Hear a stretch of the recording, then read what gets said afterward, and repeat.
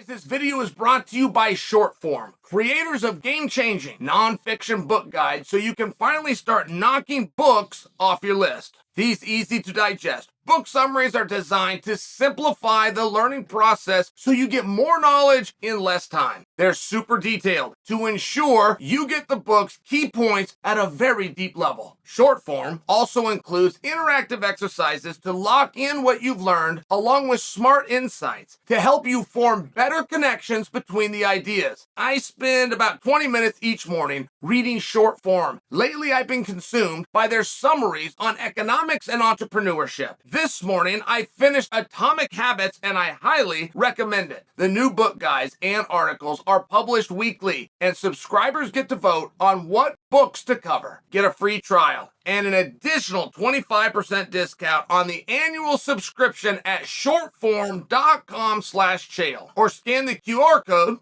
or click the link below. Maurice Green is doing an interview, okay? And it looks like a Zoom type situation, a Skype. You get it. He's in one place, interviewer's in another. And he's doing his interview, which is completely unmemorable. I watched it. I don't have the foggiest idea what he talked about. But all of a sudden, Jon Jones busts in. And, you know, like Jon was at his house type thing. Sees him doing the interview. Doesn't, you know, they don't disclose that Jon's there until all of a sudden Jon pops in. I mean, it's the perfect way to do a cameo, quite frankly. The only way to do that is just have the complete surprise. Then Jon's in a hat. He's got this long beard. I mean, it kind of takes you a second to go, well, oh, that's Jon Jones. It was perfect. It was a really great moment for an internet interview like this. I believe the gentleman doing it was named Alex. I'll keep my eye out for Alex's next stuff. So real effective, right? Okay. And all Jon say, he pops into view and he cuts a promo on Francis. I mean, there was no bill. He pops in and calls Francis the P word, right? P-U, calls him the P word, common term in fighting when you're calling a guy scared. And then he says, you know, all those muscles, and he's just a big old, hits him with the word again. Now, the reason I'm telling you the exact phrase is you're probably gonna go, well, Chael, I saw that. I saw Jon say that 3 weeks ago. He said that exact line about Francis. Yeah, I know. He went back to the same line, which is one of the things I loved about it. Right, the great politicians that are on a campaign, they'll hit you with the same line. They'll go to Albuquerque with a line, they'll fly cross country, go to Portland, use the same line. Drive up the interstate to Seattle, cut a promo and use the same lines. I liked if this is Jon's new line towards Francis, he's a P with a whole bunch of muscles. If that's the new, you know, I mean, I'm into it. It's short, it's quick, it makes you think, right? You're not gonna forget it. Now, moreover, oh, geez, where did you come from? Hi, people. Oh my goodness, he just sprung out of this bush. Oh my gosh, that startled me. That was good. Hi, people. He's doing what Jon Jones did. I'm Maurice. And, oh, say hi, people. Hi, people. All right, refocus here. You are seeing something, though, different from Jon. When I mentioned what he said here, when I mentioned I hope he says it in the future, when I mentioned that he coined himself from 3 weeks ago, you can't go back, including to the feud. It was a hot feud. Jones and Cormier was hot as they come. You can't go back then and tell me when you've seen Jon like this. That'd be the closest you could ever come. You have to go back to that feud. Why is Jon like this? Where is this coming from? And we'd have to guess, but I'll get us pretty close. And it's really relevant, right? It's really relevant that if you're telling the story of Jon correctly at heavyweight, on one hand, you have a heavyweight champion that won a championship in a match that the other guy never should have been in.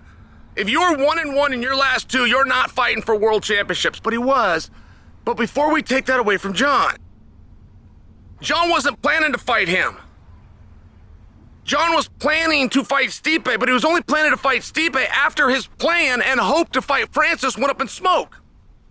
I mean, we got to give the credit to the attitude, the guts, the courage, the willing. We have to give it to Jon.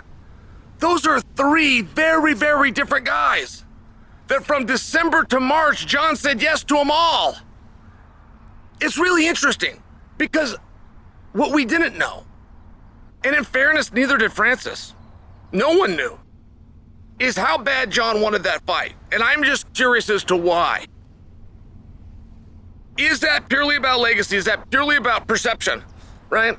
Guys that want to be the best in the world, take them. Guys that want to be the best in the world, well, that's what we say, and that's what we want, because what we really want is to be perceived as the best in the world. We don't know how else to perceive the best unless we just are. So then we just default into we just are. If you could either have the skills or you could have the perception, of course you would just take the perception. And perhaps Jon Jones, with the fear, with the size, with the strength of Francis Ngannou, perhaps he saw that the quickest and clearest path to earning that respect of perception. Perhaps.